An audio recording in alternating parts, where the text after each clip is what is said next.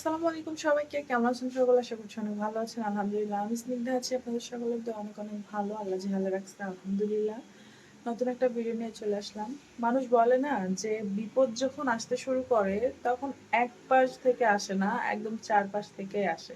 তো যাই হোক, এটাও আল্লাহর একটা পরীক্ষা। তো কেন বলছি কথাটা এবার আসেন আপনাদেরকে খুলে বলি। মূলত কয়েকদিন যাবতই সাবাকে নিয়ে খুবই ভোগান্তি গেল। মানে বাচ্চাটা আমার এত পরিমাণ অসুস্থ, না রাতে ঘুম, না ঠিক মতো সারাদিন খাওয়া দাওয়া।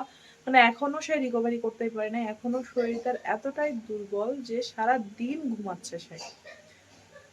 এখন আবার হয়েছে কি, এখন আবার বড় মেয়েটা অসুস্থ হয়ে পড়ছে। মানে ওর কালকে থেকে হালকা হালকা একটু ঠান্ডা, আজকে সে কাশতেছে। মানে কি বলবো, আমার বলার ভাষা নেই। আমি মা হিসেবে আসলে ধৈর্যহারা হতে চাচ্ছি না, কিন্তু বারবার তারপরেও ধৈর্যহারা হয়ে যাচ্ছে। আসলে কিছু বলার নেই, আমার করার নেই। হয়তোবা আমার জায়গায় অন্য কেউ থাকলে এরকমই কিছু হতো। কারণ একটাকে নিয়ে এখনো আমি ভোগান্তিতে ভুগতেছি, সে এখনো পুরোপুরি সুস্থ না। তার উপর আবার আরেকটা বড়টাও এখন অসুস্থ হয়ে গেছে।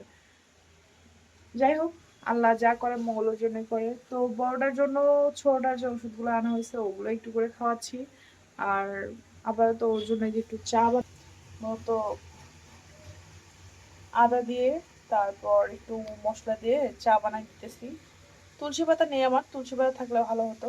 মানে কয়েকদিন বাচ্চা কাচ্চা নিয়ে এতটাই ব্যস্ততার মধ্যে যে আমি চুলাটাও ঠিক মতো পরিষ্কার করতে পারি নাই। অনেকে হয়তো বা দেখে বলতে পারেন যে চুলার এই অবস্থা। আর পাশাপাশি এদিকে একটু আমি যে বাঁধাকপি ভাজি রান্না করতেছিলাম।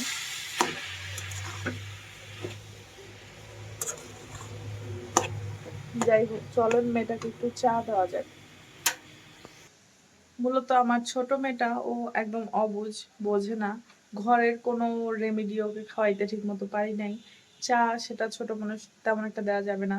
সবকিছু মিলায় ওর একটু বেশি ভুগতে হয়েছে আর কি।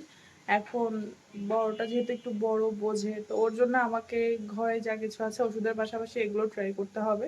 মানে আমি ছোটটার বেলায় যে করি নাই এমন না, ওর বেলাতেও করছি, বাট বড়টার বেলায় আমাকে আরো বেশি মনোযোগী করতে হবে। কারণ বড়টা তো সব খাবে বা ওর খাওয়া যাবে, ওকে আমি যেটা বলবো সেটা করাইতে পারবো, কিন্তু ছোট দিয়ে পারি না এগুলা।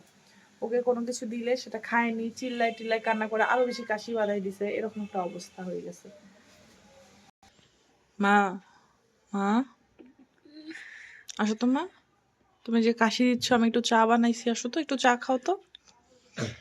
আসো, উঠো।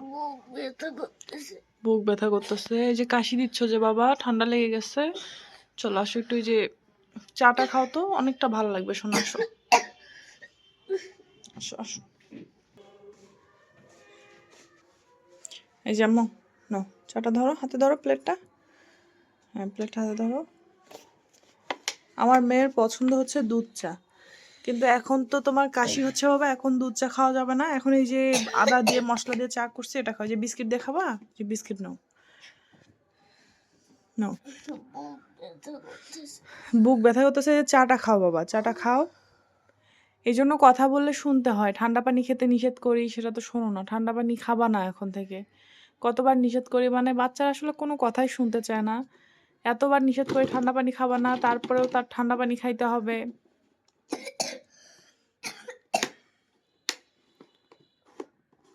নাও চাটা একটু খাও, গরম গরম চাটা একটু ফু দিয়ে দিয়ে খাও। আর এটাতে যে লবঙ্গ দিছি, বুঝছো?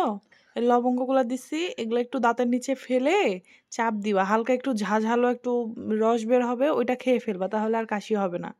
ঠিক আছে মা? অনেকে হয়তো ভাবতে পারেন যে ওর ওষুধ দেই নাই, তবে এটা ভুল। ওর ওষুধ, মানে সাবাকে যেগুলো খাওয়াচ্ছি ওই সেম ওষুধই ওর জন্যও খাওয়াচ্ছি আর কি। ওর জন্য নিয়ে আসা হয়েছে, সেগুলোই খাওয়াচ্ছি। শুধু অ্যান্টিবায়োটিকটা ছাড়া, যেহেতু সাবার অবস্থা অনেক বেশি হয়েছিল, ওকে অ্যান্টিবায়োটিক দেওয়া হয়েছে, বাট একে অ্যান্টিবায়োটিক দেই নাই আমি আর কি। কারণ বাচ্চাদেরকে সহজে অ্যান্টিবায়োটিক দিতে হয় না।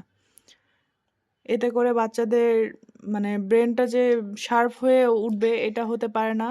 তারপর রোগ প্রতিরোধ ক্ষমতা কমে যায় সহজে। শুধু বাচ্চাদের না, বড়দের ক্ষেত্রেও সহজে অ্যান্টিবায়োটিক দিতে হয় না। খাও শোনা, খেয়ে চাটা একটু খাও। চাটা কেমন হয়েছে বাবা? মজা লাগতেছে, এমনি খাইলে অনেক মজা লাগবে। এটা আদা চা না? হুম,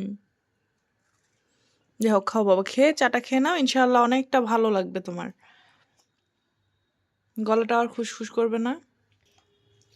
যাই হোক, আর আমরা মা-মেয়ে এখন আছি। ছোট মেয়ে ওখানে ঘুমাচ্ছে। ওর সঙ্গে তো দেখতেই পাইছেন মনে হয়। ও ঘুম আসছে। মানে ওর কথা বললাম না, ও তো মানে দুর্বল হয়ে গেছে। শরীরটা খাওয়া নাই, দাওয়া নাই। এজন্য সারাদিন একটু পর পরই ঘুমাচ্ছে। কিছুক্ষণ জেগে থাকলে প্যান করতেছে। আমাকে কোনো কাজ করতে দিচ্ছে না। ওকে নিয়ে বসে থাকতে হচ্ছে। কোনো কাজই ঠিকমতো করতে পারতেছি না। তো ও ঘুমাচ্ছে। বড় মেয়ে ও একটু পড়লো। পড়াশোনা করে ও গিয়ে শুইছে। এরকম কাশতেছিল। তো পরে ভাবলাম যে একটু চা করে দেই। আর ওর বাবা বাহিরে গেছে। তাই আমি ২ কাপ চা বানাই আমরা মা-মেয়ে খাচ্ছি। তো যাই হোক, সবাই আমার এই ছোট্ট পরিবারের সবার জন্যই দোয়া করবেন। আর আমার সোনামণি ২ টার জন্যও দোয়া করবেন। সবাই যেন ভালো থাকে, সুস্থ থাকে এবং তারা খুব দ্রুত সুস্থ হয়ে যায়। তো দেখা হবে নেক্সট কোনো ভিডিওতে। এখনকার মতো আল্লাহ হাফেজ।